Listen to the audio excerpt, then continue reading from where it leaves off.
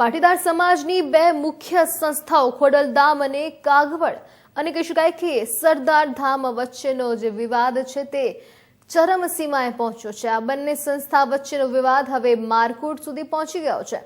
રાજકોટના પૂર્વ કોર્પોરેટર અને ઉદ્યોગપતિ જયંતિ સરદારા પર પીઆઈ સંજય પાદરિયાએ હુમલો કર્યાના સમાચાર મળી રહ્યા છે।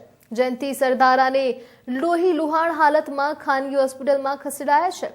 જયંતિ સરદારા સરદાર ધામના ઉપપ્રમુખ બનતા જૂનાગઢ ટ્રેનિંગ સેન્ટરના પીઆઈ સંજય પાદરિયાએ તેમને માર મારી તેમના પર જીવલેણ હુમલો કર્યો છે। હુમલાની આ ઘટના માવડી કણકોટ રોડ પર બની છે।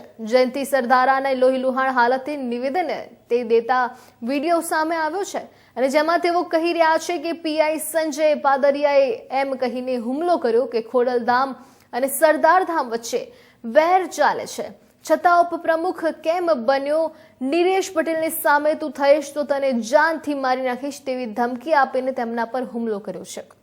હાલ જયંતિ સરદારાને ખાનગી હોસ્પિટલમાં દાખલ કરાયા છે।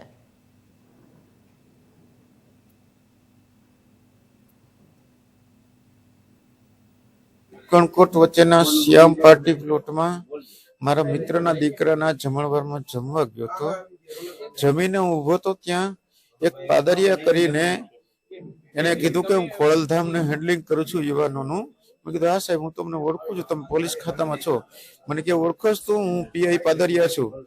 મેં કીધું હા, તો મને ખબર નથી પણ તમે પોલીસમાં છો એ ખબર છે।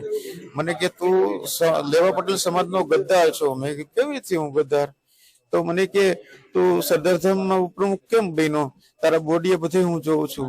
મેં કીધું સરદારધામ સેવાકી પ્રવૃત્તિ કરે છે, સરદારધામ મારા માટે લાયક છે ને મને ગમે છે એની પ્રવૃત્તિ, અને ખોડલધામ પણ મારી માતૃ સંસ્થા છે ને હું એમાં પણ કામ કરું છું। જે સેવાકીય પ્રવૃત્તિ કરતા હોય તો લેવા પટેલ હોય, કડવા પટેલ હોય કે કોઈ પણ સમાજ હોય, હું તો કરું જ છું। તો મને કે તને કડવા પટેલની હવા છે ને તને ભાજપની હવા છે ને તને મારી નાખવો છે ને અમારી ટીમ તૈયાર જ છે ને તું બહાર નીકળ એટલે જોઈ લેવો છે ને। મેં કીધું ભાઈ મારે તો હવે મારા બીજા પ્રસંગમાં જવાનું છે। તો હું થોડી વાર ત્યાં રોકાણો, પછી હું મારી ગાડી લઈને પાર્કિંગ માંથી બહાર નીકળ્યો તો ગેટ માંથી દોડીને આવીને મારી ગાડીની સામે ઉભો રહી ગયો। એટલે મને કે નીચે ઉતર। તો હું ઉતરવા ગયો, ત્યાં આવીને સીધો એનું હથિયાર મારા માથામાં માર્યું અને મને સીધું માથે હથિયાર તાક્યું। હું ચક્કર આવ્યા હું હેઠે પડી ગયો।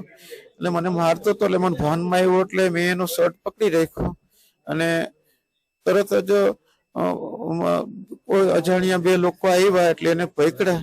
એટલે હું સીધો મારી ગાડીમાં નીકળવા ગયો તો પીછો કરીને મને કે તને મારી નાખવો છે, બહાર મારી ટીમ તૈયાર જ છે અને તને મારીને કૂવામાં નાખી દેવો છે।